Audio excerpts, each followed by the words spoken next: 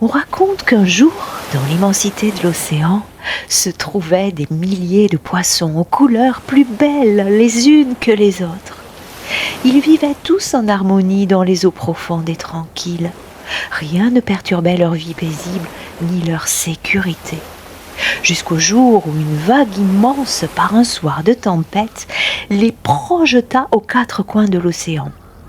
L'on ne sait ni comment ni pourquoi, mais l'un d'eux fut propulsé dans des canalisations et arriva en pleine lumière dans l'évier d'une cuisine.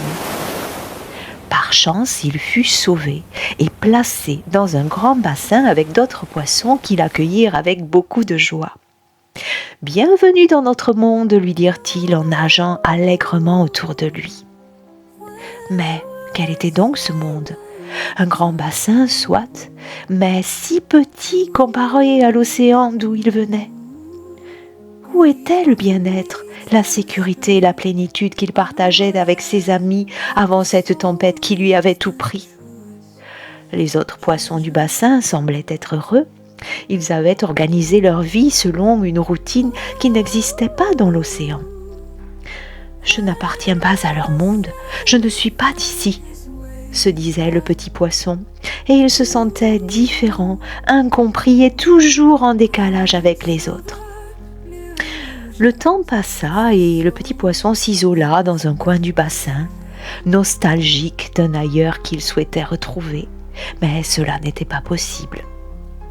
Un jour, le poisson le plus ancien, celui qui connaissait le bassin mieux que les autres et qui avait acquis plus d'expérience, s'approcha de lui et essaya de comprendre sa nostalgie en lui posant quelques questions.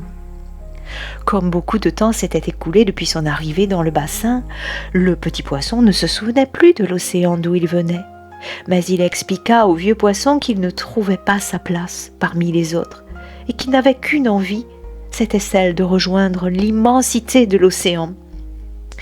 Le vieux poisson lui expliqua que le bassin était un véritable océan à part entière, qu'il suffisait de le voir comme tel pour en faire un lieu de vie où il aurait sa place.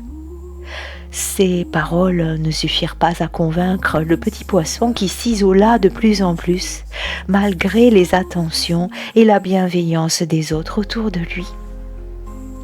Un jour où c'était devenu trop difficile, il donna un grand coup de queue accompagné d'un mouvement ample de ses nageoires et sauta hors du bassin avant d'atterrir sur le sol. Autant en finir avec cette vie qui n'avait aucun sens et qui était devenue trop hostile. À ce moment précis, un homme qui passait devant le bassin ramassa le petit poisson et le remit dans l'eau. Les autres l'entourèrent de leurs soins les plus bienveillants, tandis que certains commencèrent à le secouer sans ménagement. « Que croyais-tu ? Que tu pourrais fuir comme ça sans nous dire au revoir, sans avoir appris à te reconnaître en nous ?» Le petit poisson ne comprenait pas le sens de leurs paroles.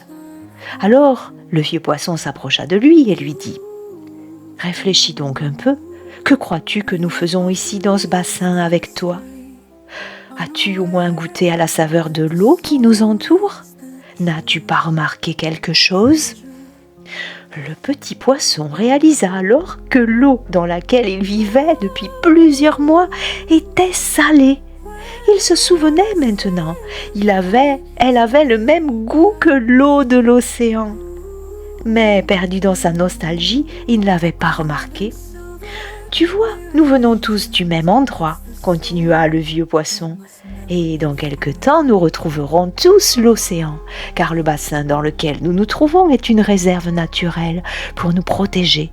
Et lorsque nous serons suffisamment nombreux, nous serons relâchés. » Au fur et à mesure qu'il parlait, le petit poisson ouvrait tout grand ses yeux d'un air surpris qui fit rire les autres. Et oui, il venait de comprendre que, pour retourner dans son océan, il devait avant tout apprendre la joie de vivre auprès des siens qui, comme lui, attendaient le grand retour. Il y avait tant de choses à faire dans ce bassin, tant de liens à tisser avec les uns et les autres. Il y avait juste une place à prendre parmi ses congénères qui lui ressemblaient en tout point. Il savait que de sa joie de vivre et de sa cohésion avec les autres dépendait son retour dans l'unité de l'océan. Illusions, it's the soul that must never be for.